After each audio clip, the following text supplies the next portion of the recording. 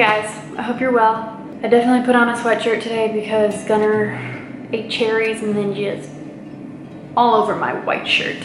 So we've got a different top on. But today's video is how to help your children stay grounded, calm, and peaceful. I feel like everyone's kind of in this boat where they're like, my kids are crazy. Because the world is crazy, because our lives are crazy. And the first thing I want to say is that you're not doing anything wrong. I truly believe that we're all doing our best. And even though we have children who feel really irritable, kind of out of control, or overly emotional, it's because they're feeling the weight of the world as well, and the weight of your life too. So today I have 10 things that we added into our lifestyle to help ground my children. I had one who was going through a very angry, aggressive, emotional time, and I was like, this isn't him, this isn't right. So we added these things in, and you guys, I saw a night and day difference, like amazing. And that's why I'm here. One of you guys actually asked this question, and I said, I've got a lot to say on this subject, so I hope this helps you. Okay, so let's just get started. Make sure you like and subscribe because it supports my channel, and if you have any more questions that you want to ask me, again, this is the question that I'm answering from one of you guys today, then leave them below because I'd love to hear what you guys want to know. Number uno, check in with yourself. How are you feeling? Are you stressed? Are you overwhelmed? Do you walk really fast? Are you not sleeping well? Are you easily angered? A lot of these answers will help you understand why your children are feeling the way they feel. I once read in the book 12 Rules of Life, the emotional stability of the mother is a direct correlation to the emotional stability of her children. And that can go along with the caretaker, whoever is in charge of the children most of the time. There's no magical switch to just make you feel peaceful and grounded. I think it's just a lifestyle and mindset shift. So don't feel badly if you feel these things and that they're, rubbing off on your children. Just be aware of them. I think that's the best thing we can do, is just be aware of how we're acting, how we're feeling, how we're talking, because it does have a huge influence on our children. Number two, calming music. We had a stressful morning this morning, and I literally was laughing. So I'm like, of course, I'm doing a video on having calm children. My children are struggling, but that's part of life. That's part of growing up. Adults and children, regardless of how grounded you are, have rough days. This morning was definitely one of ours. But the first thing that I do when we feel stirred up is I turn on calming music. I will link all the playlists below for you guys to use and utilize, because within minutes, we are all breathing a little bit deeper, and we're not as aggressive, and we're not as stressed. I promise you. These things are like magic. I'll star the one that I'm specifically talking about. It's 432 hertz healing frequency music. So frequencies have a huge impact on our bodies. You guys can read a lot about that. That's all online. But 432 hertz is the most similar to the frequency of nature. So we're bringing in that calmness of nature into our stressed environment, and it's crazy. I don't even know how to describe it other than magic. It's magic. Number three, nourishment / are they getting enough food? The same way that adults can get hangry, our children can get hangry. I actually noticed this because I was feeding them breakfast, lunch, dinner. I noticed they were melting right before lunch and melting right before dinner. And I was like, I bet they're just hangry. And so I started feeding them little snacks in between breakfast and lunch, little snacks in between lunch and dinner, and I included in all those snacks a protein, a carb, a good carbohydrate, and a fat. So maybe like cheese, beef stick, and fruit, something like that. I try to balance it so their blood sugar doesn't spike. Saw a difference there. Totally saw a difference there. Number four, phrases. So when we are a little bit frantic, a little bit stressed, these are the phrases that I use with my kids to avoid the escalating emotions. I do all of these things while I'm on their level, making eye contact with them. Sometimes they want me to hold them, sometimes they don't.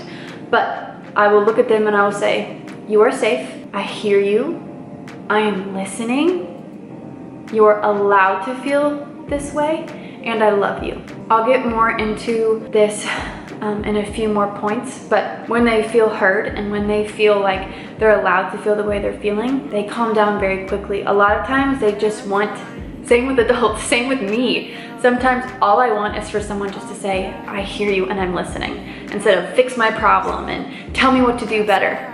Kids are the same way. Number 5, pretty obvious, I'm sure all of you know this, but get outside. The point that I added here is that our ancestors used to spend all day outside in the sun, and now in our developed culture, we only spend maybe an hour, maybe 2 hours outside if we have a good day. And literally I work my days around how I can get them and myself outside. An extra bonus perk tip is to take their shoes off and let them feel the ground and their toes, and bring in that so hippie of me, but it's true, it's science. The frequency of the earth, because it really grounds them and it connects them to, you know, this beautiful, majestic earth that we live in. I know, it sounds so hippie.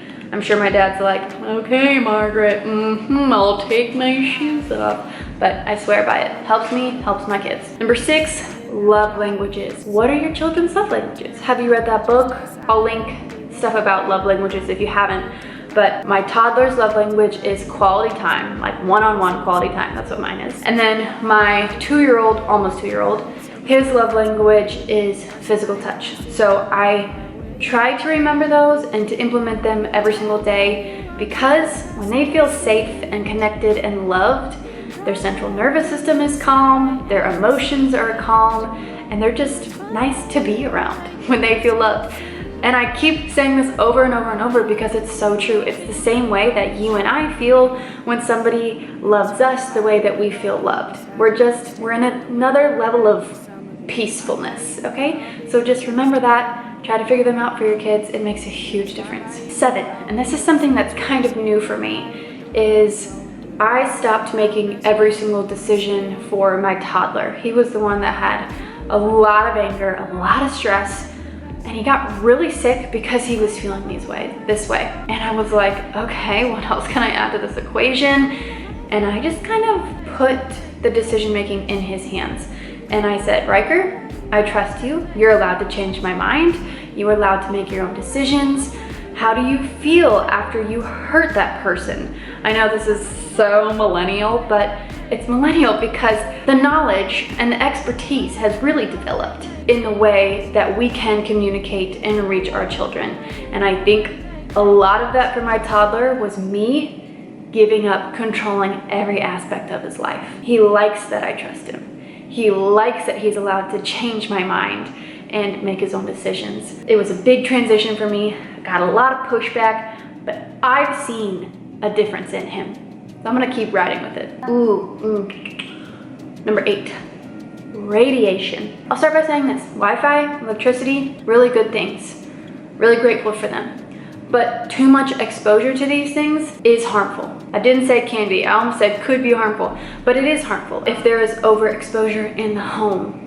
What they do, again, with the frequency stuff, radiation has a very harmful kind of cell altering frequency, and that is coming from microwaves, Wi-Fi, baby monitors. It's everywhere around us. And again, these things are good, but just be really wise and unplug them when you're not using them. We have a lot of EMF blockers in our home, so I'm aware of them. I'm not freaked out by them. I don't live in fear, but I'm aware of them, and I don't let them hurt my kids. 9, screens. They're inevitable, but a couple things that I do when I do give them screen time is I make sure that the volume is low so that they're not overstimulated. Number 2, I make sure that the volume, did I just say volume?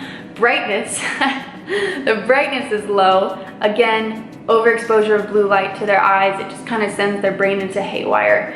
I've seen it happen and I was like, I wonder what would happen if I lowered the brightness. Boom, different.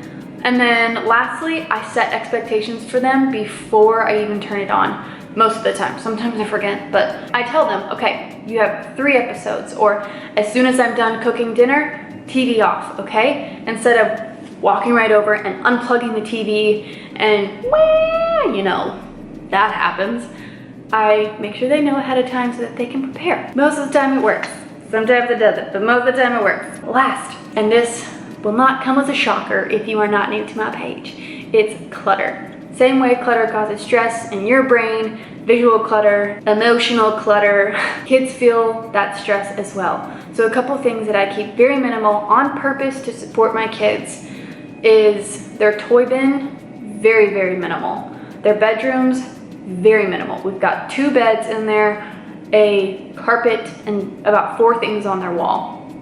That's it. No toys in there, no books. We just keep it really simple. The walls, it's kind of my preference, but I feel like there's so much going on in our life personally that just simplicity makes us all feel calm. And then our living area, their play area, it really is minimal and there's not a lot to it. So it's hard to get stressed out.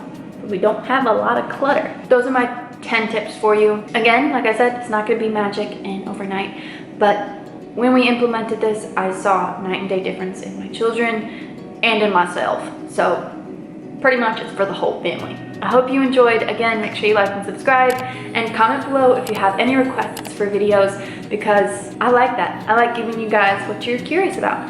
And I always have to say this as a disclaimer, I don't know everything. I'm just learning just like you guys. So I'll see you in my next video. Thanks for watching. I don't know why I did that. Peace. Okay, bye. I'm so